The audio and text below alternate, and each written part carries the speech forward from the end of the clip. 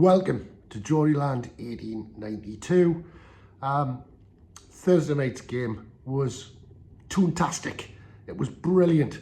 Apart from all the nerves I went through when I woke up on Thursday morning, my nerves were jangling. It was unbelievable. It was a fantastic night for us Newcastle United supporters, us Geordies all over the world and in St James's Park. It was incredible. It was breathtaking to watch the way they played, and for Newcastle United, beating Brighton 4-1, euphoric. It really was an unbelievable task they had ahead of them. Obviously, Sunday they beat Arsenal at the Emirates, beating them by 3-0. And, you know, Brighton have been a bit of a success story in the last couple of seasons.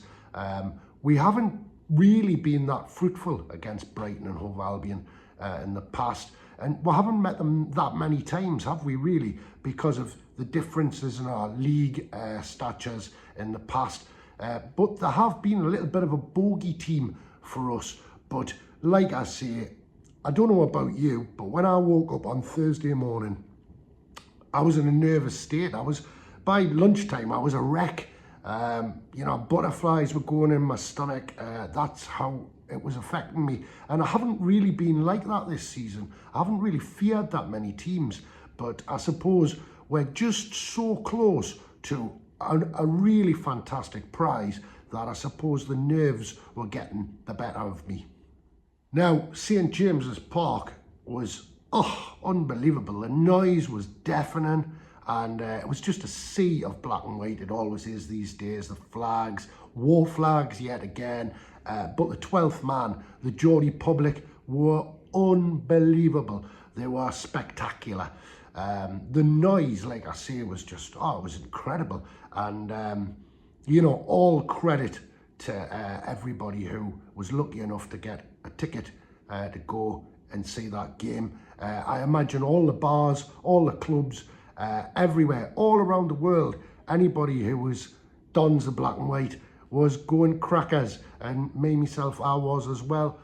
Now, all my fears kind of disappeared pretty much after kick-off, as you know, the way they came out in that first half, the performance was magnificent. The fight, the grit, you know, the hunger for glory was up there to see, wasn't it? Every single player was just putting everything into that game, and you know, it was there for all to see. You know, they basically battered Brighton. They were like a big Geordie battering ram that just was relentless, and a big Geordie battering ram on steroids, to be fair. It was quite breathtaking, it really was. And the speed of the game was phenomenal.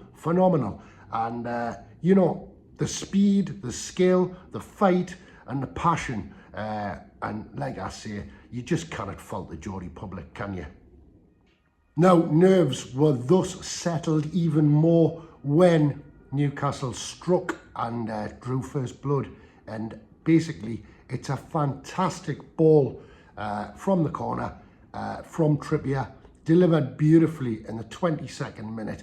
And it whips in, and Dennis Undav cannot do anything with it. He tries to head it over the bar. He tries to get higher, but it skims off his head and it goes into the back of the net, and we're 1-0 up.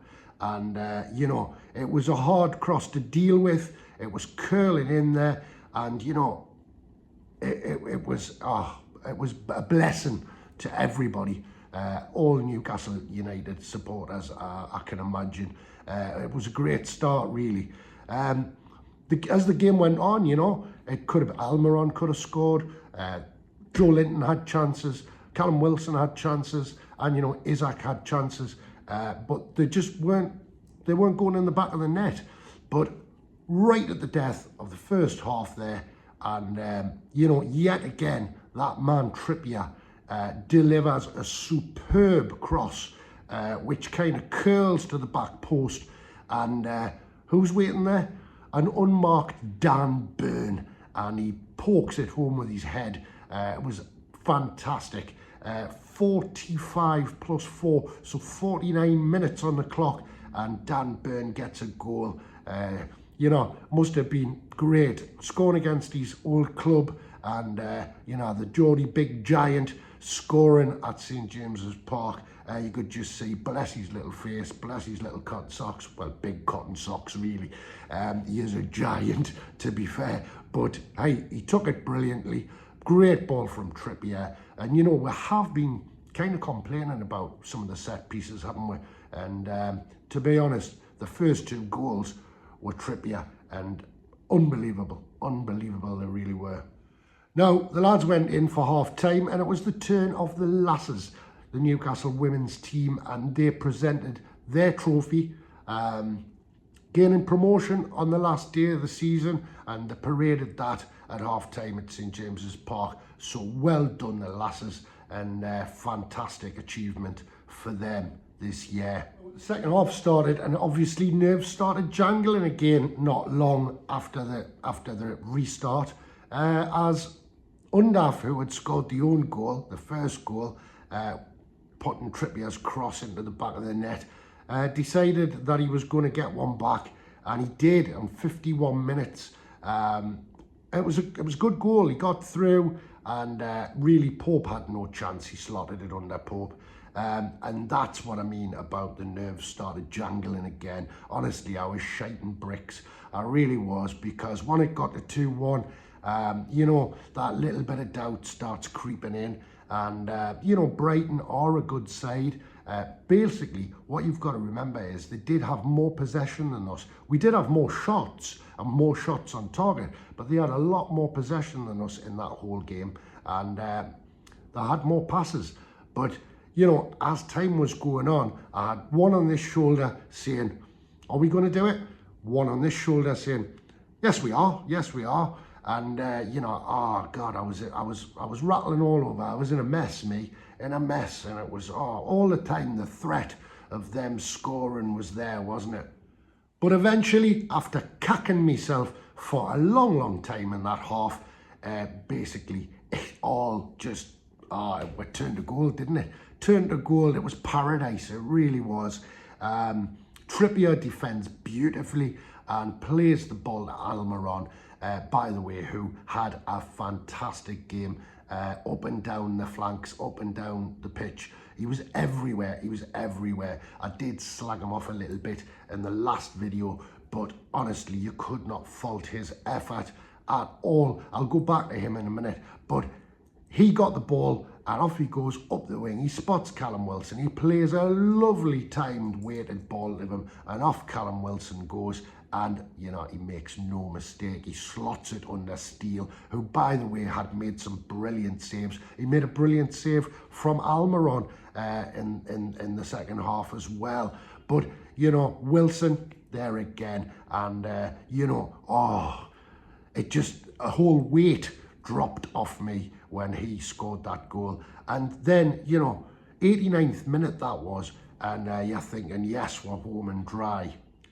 But incredibly, there was more to come, and it was from us. And yes, a fourth goal, and it was in the 91st minute. And it's another great ball to Wilson, and he's trying to go off by himself. He gets pushed to the side, and you know what he is? He looks up and he sees the incoming Bruno. He plays a lovely ball, slots it across to him, and Bruno makes no mistake, and he smashes that into the top corner. And Bruno is elated. He's gone mad, and runs straight to the corner flag and then off, jumping into the crowd there. And, you know, St James's Park just went ballistic. I think every Newcastle United fan everywhere must have been just getting berserk at that moment in time. And, you know, the whistle blows, and there we are, 4-1. We beat Brighton, and you know, it's no mean feat. I mean, Brighton have been doing really, really well, and like I say, I think that game at the Emirates against Arsenal did put the GBs up us a little bit. started the nerves for us a little bit. And it definitely was going to be a tough game. We knew it was going to be a tough game. Fair play to Brighton. Like I said earlier, you know, I think they've had a fantastic season, and Roberto De Zerbi has been brilliant for them, the Italian. I think he's playing some great football with them there. You know, he's a good coach, and you know, even he said that Newcastle United deserved that win. We were all over the place, and you know, you can see why they're a threat to teams, because like I say, their possession at times, it does worry you. But Newcastle United came through it, and you know, oh, God bless them, man. It was just, oh, every ounce of effort they put in, every single player on that pitch put 200% in. They were just running all over the place.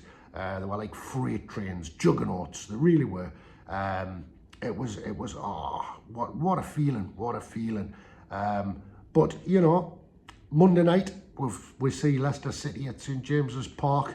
At this moment in time, Liverpool are getting beat by Aston Villa 1-0.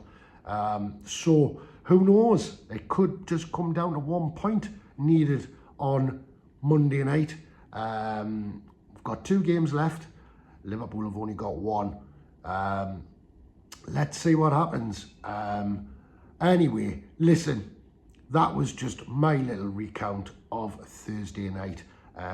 Like I say, I think everybody is just chuffed to minty bullets with that result. It was a really, really good victory, a fantastic victory for Newcastle United. And listen, Geordieland 1892 keeper here will be back soon, and hopefully with the joy of us being participants in the Champions League. All the best.